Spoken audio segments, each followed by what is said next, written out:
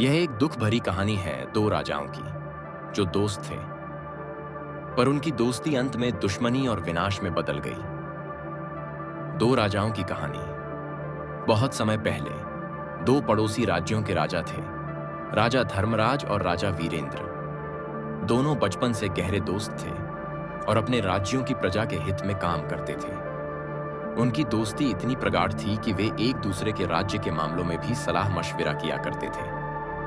एक दिन एक साधु उनके राज्यों में आया और दोनों को आशीर्वाद दिया। साधु ने कहा, तुम दोनों शक्तिशाली हो, लेकिन याद रखना, अहंकार और लोभ तुम्हारे विनाश का कारण बन सकते हैं। दोनों ने साधु की बात सुनी और धन्यवाद दिया, पर जल्द ही उसे भूल गए। विवाद की शुरुआत।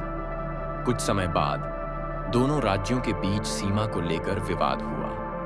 राजा धर्मराज का मानना था कि वह भूमि उनके राज्य की है, जबकि राजा वीरेंद्र उसे अपना क्षेत्र बताते थे। यह विवाद इतना बढ़ा कि दोनों के बीच तनाव पैदा हो गया। राजा वीरेंद्र ने गुप्त रूप से अपने सैनिकों को सीमा पर भेज दिया।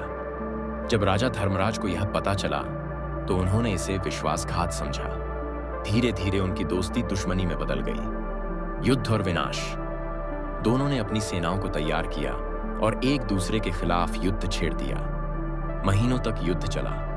इस दौरान हजारों सैनिक मारे गए और प्रजा तबाह हो गई। अंत में राजा वीरेंद्र को पराजय का सामना करना पड़ा, लेकिन जीतने के बावजूद राजा धर्मराज के राज्य में भी दुख और बर्बादी फैल चुकी थी। अपनी जीत के बाद भी राजा धर्मराज अकेलापन महसूस करने लगे।